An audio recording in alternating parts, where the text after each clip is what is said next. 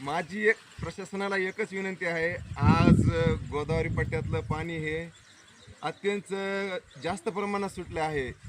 त्या पाण्यामुळे आणि वरी जे पावसाचं पाणी आज थांबलं असलं तरी 2 दिवसाखाली प्रचंड मोठ्या प्रमाणात पावसातसुद्धा पाणी गौणगाव या गावामध्ये पडलेलं होतं.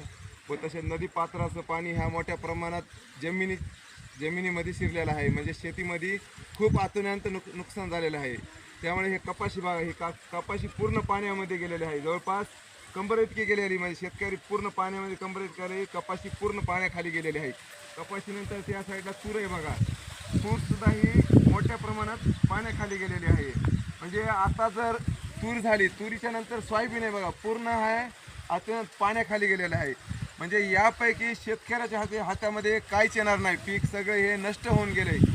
एवढीच प्रशासनाने एवढीच विनंती की जे नुकसान झाले तात्काळ पंचनामे करून शेतातले नुकसान, गावातली पडझड असो काही असो, गावातसुद्धा पाणी शिरलेलं आहे, पंचनामे करून तात्काळ एक तर सरकारनं कर्जमाफ तरी करावं आणि एक तर पूर्ण जे तालुका आहे, पूर्ण हे आमचं मंडळ जे आहे ते पूर्ण अतिवृष्टीमध्ये तरी बसवावं. कारण ह्या थोड्या रकमेहून अनुदानापुरती काय शेतकऱ्याचं काय भलं होणार नाही. कारण त्याचा खर्चच एवढा वाढला, उत्पन्न तर काहीच नाही, खर्च एवढा वाढला आहे की खर्चसुद्धा अनुदानातून खर्चसुद्धा निघणार नाही. त्याच्यानं एवढंच आहे प्रशासनानं की हे पूर्ण ओला दुष्काळ जाहीर करावं आणि त्या निकषाखाली बसवावं व विम्याच्या माध्यमातून काही मदत द्यावी, ही एवढीच सरकारपुढे विनंती आहे. धन्यवाद.